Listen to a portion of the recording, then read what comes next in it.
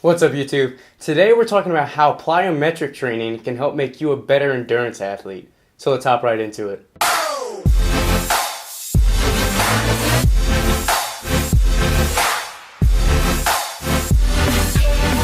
So plyometric exercises involve quick bursts of force with usually the goal of improving someone's explosiveness, their speed, or their power.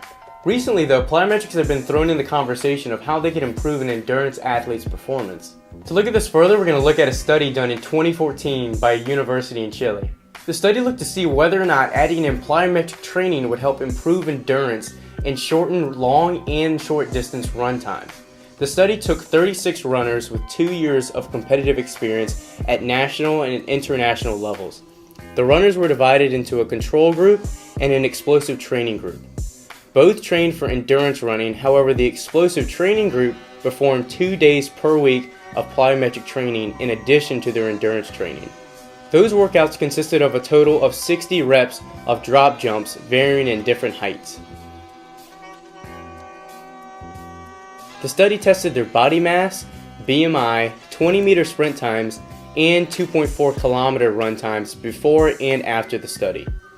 Looking at the results, you can see the plyometric training group showed a 3 times greater reduction in 2.4-kilometer time than the control group. This was surprising considering the fact that the plyometric group also had a slight increase in BMI. In the conclusion, the study recommended that both middle and long distance athletes can improve their endurance by adding in some plyometric training into their regular training schedule. As a follow-up to this study and other studies that also exhibited the same results, a group in Singapore wanted to see if intermittent sprint training showed the same or better benefit for improving endurance. 14 moderately trained distance runners were split into 2 groups, one that incorporated plyometric training and the other that included intermittent sprint training. Similar to the last study, the plyometric training included different jumping exercises that varied in height and both single and double leg jump exercises. The sprint training included sets of sprints at 30, 40, and 50-meter sprint times. Both groups also maintained their usual running regimen and were to maintain a running log. Analyzing the results, we can see a significant increase in the 10-kilometer times for both groups equally. The only sizable differences between the 2 groups was an increase in muscular power in the sprint training group.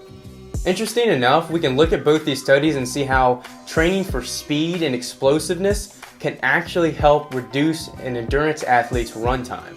In my opinion, when comparing the 2 training styles, I feel like you should add in a mixture if possible, or whichever exhibits the lowest risk of injury. For example, if you have patella tendonitis or you have any kind of knee pain, doing plyometric training, which involves a lot of jumps, may not be safe or beneficial for you. As a recap, I'd recommend trying either or both of these training styles and throwing them in 2 to 3 times a week in addition to your regular regimen. And also track your progress and see which works best, see if it really helps that much for your endurance training. Well, that's all I have for you guys today. I hope you enjoyed the video. If you have any questions, comments, or suggestions, always leave them below and leave the video a like. Subscribe, and I'll see you guys next Thursday.